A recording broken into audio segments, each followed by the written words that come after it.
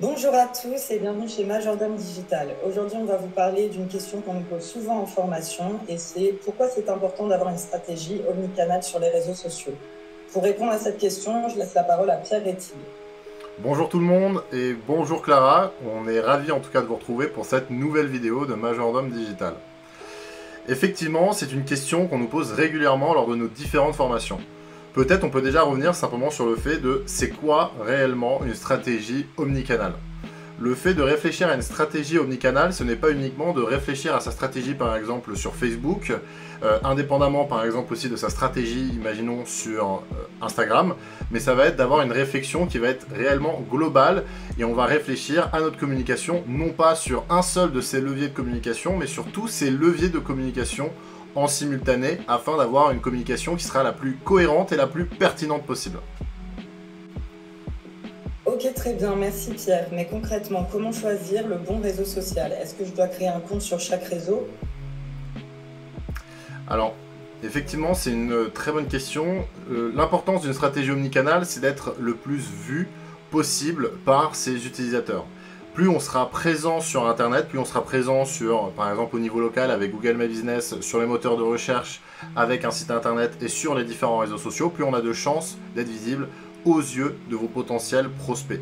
Plus vous serez visible, plus potentiellement ils iront à ce moment-là sur votre site Internet et rentreront en contact avec vous. Donc évidemment, il y a un réel objectif de conversion derrière. Et également ce qu'on appelle de top of mind, c'est-à-dire c'est d'être présent systématiquement dans la tête et dans l'esprit de vos utilisateurs. Donc lorsqu'on va penser à un secteur d'activité, à votre secteur d'activité, l'objectif est évidemment qu'on pense systématiquement à votre entreprise. Ensuite, pour commencer une stratégie omnicanal, c'est déjà simplement on va réfléchir sur quelle est l'image de marque aujourd'hui de l'entreprise. Donc il faut se poser, on va réfléchir en fait à des mots-clés, on aimerait être associé à quel type de mots.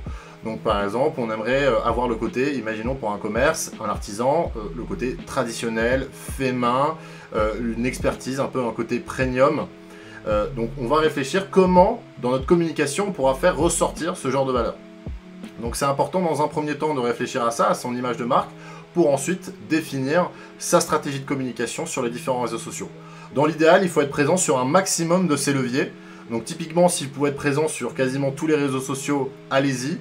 C'est l'idéal. Par contre, ça sert à rien de créer un compte sur l'un de ces réseaux, mais derrière de ne pas être actif. Donc typiquement, par exemple, créer une page, un compte Twitter, mais derrière ne jamais être présent et ne jamais mettre de tweet, c'est pas forcément utile. Au contraire, ça pourrait même vous desservir. Donc ce que je vous recommande, c'est de commencer peut-être avec quelques-uns de ces réseaux sociaux, de voir est-ce qu'aujourd'hui vous pouvez déjà tenir la cadence pour pouvoir poster régulièrement notamment du contenu et être présent au moins une fois par semaine sur ces différents réseaux sociaux. C'est vraiment, on va dire, pour commencer un minimum. Par contre, évidemment, dans une stratégie omnicanal, si on peut être présent sur un maximum de ces réseaux, c'est l'idéal. Très bien, c'est super intéressant. Vraiment, merci. Et pour finir, est-ce que tu as des conseils pour ceux qui débutent justement sur les réseaux sociaux? Alors oui, effectivement, j'ai des conseils. Alors, dans un premier temps, comment choisir ces différents réseaux sociaux? Donc, si vous êtes typiquement une entreprise qui est dans le B2C, ça veut dire vous vendez à des particuliers, ensuite il va falloir réfléchir donc à quelle est un peu l'audience que vous souhaitez toucher. Si vous souhaitez toucher les personnes un peu plus âgées, donc vous avez notamment par exemple Facebook et YouTube qui sont des plateformes très populaires et qui sont utilisées par la majorité des Français et des Françaises, donc même aussi par des personnes un peu plus âgées, donc avec notamment pour Facebook une moyenne d'âge à peu près de 45 ans, donc on aura vraiment une typologie de profil qui va être un peu différent des personnes qu'on pourra toucher, notamment que ce soit sur Snapchat ou TikTok, qui vont être une audience qui vont être beaucoup plus jeune. Donc effectivement, pensez à vos réseaux sociaux, à sélectionner ces différents réseaux sociaux en fonction de l'audience et aussi en fonction de la manière de communiquer. Ensuite, un autre conseil que je peux vous donner, c'est de réaliser ce qu'on appelle un rétro-planning. Un rétro-planning, c'est tout simplement un tableur, donc comme un Excel ou bien un Google Sheets, que vous allez pouvoir créer en amont. Et l'intérêt, c'est de se poser, par exemple, une journée ou bien une demi-journée pour réfléchir à sa stratégie de communication sur 1 mois, 2 mois, 3 mois, ou voire, pour certaines personnes, sur 1 an. Donc en fait, vous réfléchissez, vous pouvez construire un réel fil rouge sur votre communication, sur les différents réseaux sociaux.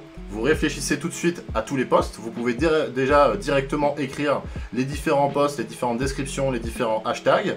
Et ensuite, mon troisième conseil, du coup, c'est d'utiliser un outil de programmation comme Hootsuite ou bien Later. Bon, évidemment, il y en a plein d'autres. On vous parle de ces deux outils dans un premier temps, qui sont des outils de programmation. Du coup, avec votre rétro-planning, vous allez pouvoir entrer tous vos posts dans ces outils de programmation. Et ensuite, automatiquement, vos posts seront directement mis sur vos comptes des différents réseaux sociaux et typiquement vous n'avez plus vraiment besoin de vous en occuper à part évidemment répondre aux commentaires de votre clientèle.